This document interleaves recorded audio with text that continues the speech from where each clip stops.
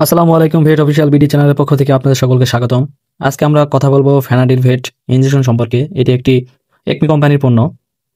প্রতিটি ইনজেকশনে রয়েছে, প্রতি মিলিতে রয়েছে ডাইফেন হাইড্রামিন হাইড্রোক্লোরাইড বিপি 20 মিলিগ্রাম।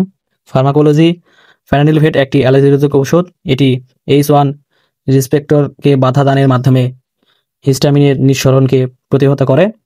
ডাইফেন হাইড্রামিন হাইড্রোক্লোরাইড এর সিডেটিভ, অ্যান্টি কোলএনার্জিক, অ্যান্টি টিউসিভ এবং অ্যান্টি ইমিউটিক হিসাবে উল্লেখযোগ্য কার্যকারিতা রয়েছে।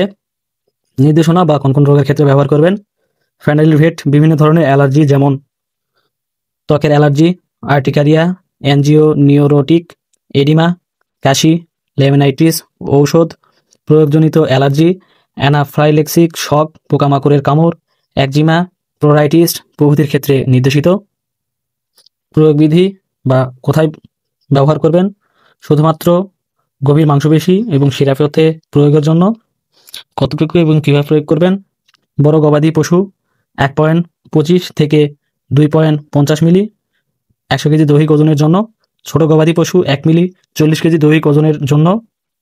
কুকুর ও বিড়ালের জন্য 0.1 মিলি 2 কেজি দৈহিক ওজনের জন্য, এবং কুকুরের জন্য 0.25 মিলি 5 কেজি দৈহিক ওজনের জন্য।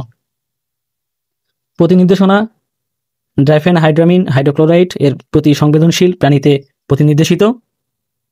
সতর্কতা ও সাবধানতা: তন্দ্রা সৃষ্টিকারী ঔষধ গ্রহণ, মূত্রতন্ত্রের জটিলতা সম্পন্ন গর্ভবতী ও দুগ্ধদানকারী পশুতে সেবনের ক্ষেত্রে সতর্কতা থাকতে হবে।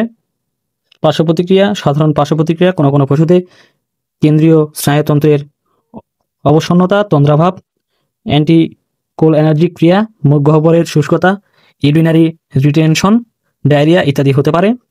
বিরল পার্শ্ব প্রতিক্রিয়া: খিঁচুনি, হৃদস্পন্দন বৃদ্ধি হতে পারে। গর্ভবতী ও দুগ্ধকালীন পশুতে ব্যবহার: গর্ভবতী পশুতে এর ব্যবহার নির্ণয় করা হয়নি, তবে ঝুঁকি ও প্রয়োজনীয়তা বিবেচনা করে গর্ভবতী ও দুগ্ধবতী পশুতে ব্যবহার করা উচিত।